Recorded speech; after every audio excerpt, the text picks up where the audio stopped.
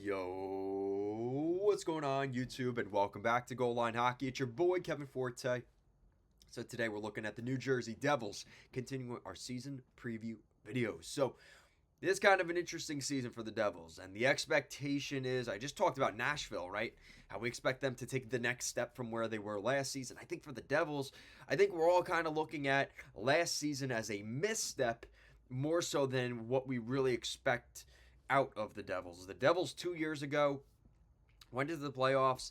They beat the Rangers in the first round, lost to Carolina in the second. Like, they were a dang good hockey team. And then last year, or this most recent season, they missed the playoffs. And a lot of things didn't go well for this team, right? They had a ton of injuries. Their defense was Their goaltending, So there was reason to believe, and with an unhealthy Jack Hughes at large portions of the season, that team just wasn't going to get it. Well, this year, there seems to be a lot more confidence that this team will not only get back to the playoffs, but maybe even be a pusher in the Eastern Conference for maybe winning the conference, maybe even winning the Stanley Cup, as crazy as that sounds. So for the Devils, looking at their top six, you got Palat, Hischier, and Bratt. I like that top line. That worked pretty well last season. Let's get into the depth. That's the bigger story here. So Timo Meier, Jack Hughes, Mercer, that's going to stay the same as well. A couple of changes here. Guys returning from New Jersey that have left the team. So Tomas Tatar and Stefan Nason come back to New Jersey, centered by Erik Haula. Paul Cotter comes in on the fourth line with Curtis Lazar and Nathan Bastian. I think this is a really solid bottom six, honestly. As much as I like the top six, we could talk all day about Mercer, Bratt, Palat, Meier, Hughes, Hischier. We could talk about them all day. I think these are really good additions. Bringing back Nason and Tatar, I think are really good moves by the Devils there. Bringing back some veteran depth, scoring, a little bit of snarl and, kind of nastiness. I love that. And Paul Cotter is a guy that's been kind of fumbling around in Vegas. He's going to get a legit opportunity here with the Devils. I think that's a really good fit for him. Defense, you got Jonas Siegenthaler and Dougie Hamilton. Obviously, Dougie couldn't stay healthy last season to save his life, and Siegenthaler fell off a lot. I think because of that, he plays really well with a guy like Hamilton. So hopefully they are back on kind of the even keel where they were 2 seasons ago, and I do expect that. Luke Hughes and Brett Pesce is your second pair. Love the addition of Brett Pesce. I know it sucks that they've lost guys, veteran guys in that group. But I think Pesce coming in is a very serviceable replacement, if not an upgrade. And then you got on the last pair, you got Simon Nemec and Brendan Dillon. Again, you have a different blend than what we've seen for the Devils on that third pair, but I think it's good. I think that's a good defense. It's as much as I like guys like Kevin Ball and his size and this and that, I think overall this is a more skilled defense. So when it's all said and done for the defense, I think this is a very competent defense and not something I would be worried about like we were last year. Obviously, penalty kill, I think, improved. You add guys like Brendan Dillon and Pesce. I think those guys are definitely going to help. Erik Haula, Stefan Nason, those are good penalty killer guys, right? So there's a lot going on with the Devils in terms of their special teams. I think that should improve. Goaltending is obviously either the thing that you're holding out hope for or the thing that you're not necessarily sold on yet. And I'm kind of in the middle of both of those and kind of leaning more to the latter. I think the problem right now with the Devils goaltending is, what is left in Jacob Markstrom? Is this the Jacob Markstrom we saw in the beginning of his career in Calgary or the one we saw at the end of his career in Calgary? And I think there's a lot of arguments to be made that team was not good.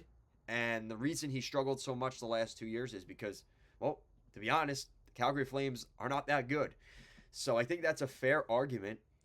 But I think that there is also the expectation, like, where is he really at now? Is this really, like, let's say hypothetically, right? Especially, let's just go in the Metropolitan Division, right? You got the Rangers, who have Shesterkin. You have the Islanders, who have, pick your poison, the two-headed monster of Sorokin or Varlamov. Is that a situation where Markstrom's going to be the best goalie out of that group? I don't know. Now, you look at Carolina. Carolina's had a similar situation where they've not necessarily had the best goaltender. But look, they've also been losing to the Rangers in the playoffs over the last couple years.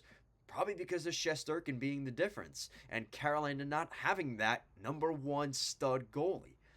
And I do wonder with the Devils, that similar situation. This is a team that's going to do well in the regular season and probably win a round or two. And I think if that's the expectation for Devils fans this year, I think that's what you should expect, a round 1 or 2 playoff finish.